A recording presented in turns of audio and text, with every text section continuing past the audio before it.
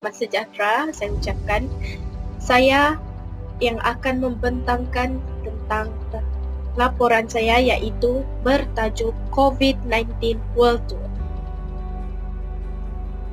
Saya Siti Amira Fatma binti Jeffrey, mahasiswa daripada Universiti Malaysia Sabah, program komunikasi dari Fakulti Sains Sosial dan Kemanusiaan yang akan memberikan laporan mengenai virus yang tidak asing dari seluruh dunia iaitu COVID-19.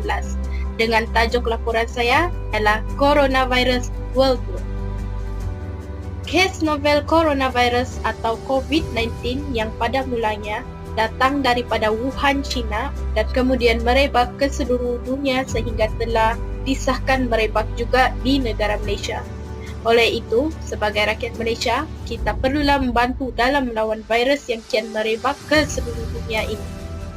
Apa itu coronavirus?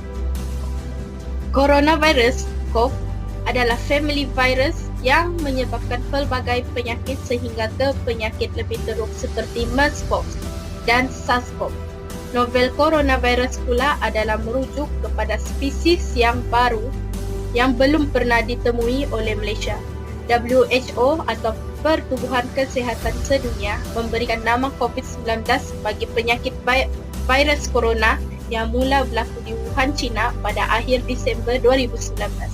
CO membawa maksud corona, VI membawa maksud bagi virus dan D bagi disease atau penyakit. Kemudian diletakkan tanda sepang dan 19 yang merujuk kepada tahun 2019. Sehingga 11 Februari apabila WHO merumuskan terma ini, COVID-19 dirujuk sebagai novel coronavirus. Novel bermaksud baharu. Virus itu sebenarnya digelar sindrom pernafasan akut teruk coronavirus SARS-CoV-2. Coronavirus adalah hanya sejenis virus yang menyebabkan penyakit pernafasan dalam haiwan dan manusia.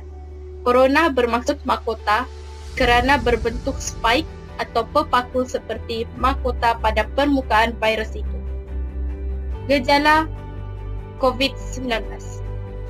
COVID-19 boleh merebak melalui sistem pernafasan seperti batuk dan bersin oleh orang yang sudah dijangkiti, sentuhan fizikal secara langsung dengan orang yang dijangkiti, sentuhan pada permukaan objek yang telah dijangkiti virus. Simptom-simptom jangkitan virus ialah seperti demam, tanda-tanda penyakit selesma, batuk dan kesukaran bernafas. Berikut adalah langkah-langkah pencegahan dari COVID-19. Sentiasa menggunakan penutup muka dan hidung iaitu mask ketika demam, batuk dan selesma. Hidung dan mulut perlulah ditutup ketika bersin dan perlu segera mencuci tangan. Segera mendapatkan rawatan kesihatan apabila demam, batuk dan selesma.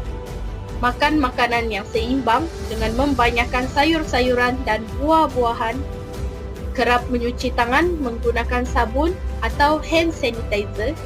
Elakkan sebarang sentuhan dengan haiwan dan perlu segera mencuci tangan jika terdapat sentuhan fizikal bersama haiwan. Kekal aktif dan mendapat rehat yang cukup. Elakkan dari memakan daging yang mentah dan tidak dimasak.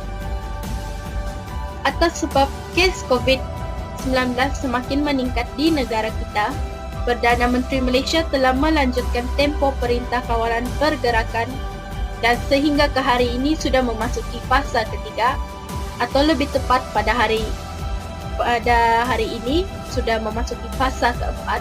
Oleh itu, sebagai rakyat Malaysia, kita perlulah bersama-sama mematuhi Perintah Kawalan Pergerakan untuk membantu negara mengurangkan penambahan kes serta memudahkan kerja barisan hadapan negara yang berjuang menjaga negara kita. Sebagai rakyat Malaysia, kita perlulah bersama-sama berganding bahu dalam memutuskan rantaian COVID-19 dan membantu negara kita bebas dari wabak ini. Jika kita sama-sama membantu kerajaan, barisan hadapan serta negara, segala manfaat kita juga yang akan dapat rasai serta dapat melakukan aktiviti seharian seperti biasa. Kepada barisan hadapan negara, atau frontliner negara kita. Ribuan terima kasih yang tidak terhingga kepada mereka kerana mereka lah hero negara yang siang malam bertugas demi menjaga negara kita tanpa mengira apa juga keadaan. Sama-sama kita doakan agar mereka sentiasa dilindungi dari segala penyakit yang berbahaya dan sentiasa sihat walafiat. Amin amin ya rabbal alamin. Stay at home, stay safe.